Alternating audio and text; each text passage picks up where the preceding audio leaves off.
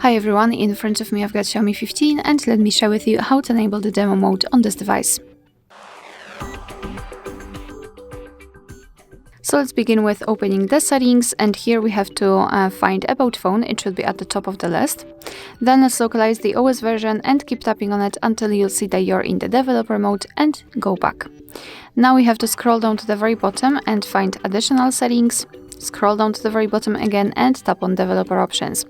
And here all we have to do is to scroll down a little bit to find this option demo mode, and all you have to do is to simply tap on this switcher. So here you've got the information that when this mode is on, the clock will stop, the battery will be displayed as full, etc. So simply tap on turn on, and as you can see here, we've got the battery, for example, which is 100%, which is obviously not true. We've got around 20% in real life.